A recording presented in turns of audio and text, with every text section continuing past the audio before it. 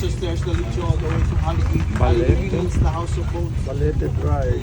Yeah, that's one of the 10 burial sites over here. If you see those rocks on the top, in between those rocks, they put their bones. Like in Hawaiian culture, whenever somebody died, they don't just bury them. They take out the meat from the bone, and then the bone they stick it up in between the rocks. Thank you guys. Kaya hindi ko sinasabi na bawal kumuha ng kahit anong mga rock dito sa Hawaii. Kasi lava rocks, because you never know, it might be fossilized. Hindi tayo po ng rock from Hawaii. Buto pala. Buto ng tao.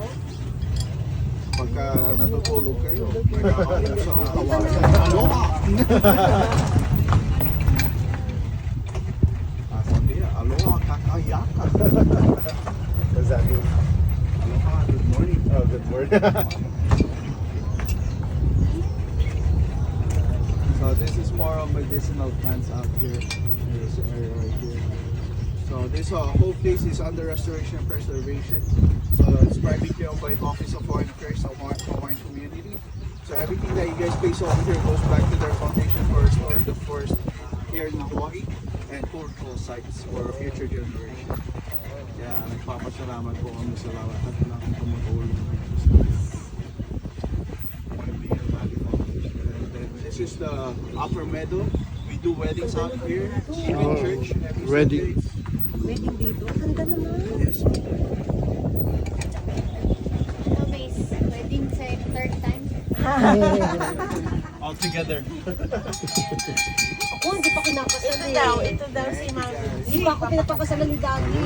Ihiwalayan na nga kita eh. Divorce ceremony. Mahirap yan, may maglalakad mamaya.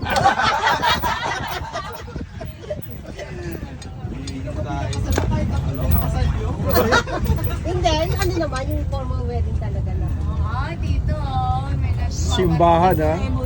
May ceremony Dito ah. sa old amphitheater nila, meron na pwede rin Pwede pa rin yan ngayon. kasal. So, Oh, dito na. Oh, sila mami pala. Oh. Ay, sila mami din, oh. Dito. 25. Pwede kasal yan. Sabihan nyo lang ako, shuttle driver. Dito na natin Ayan, gawin. Makopa over here. So we just passed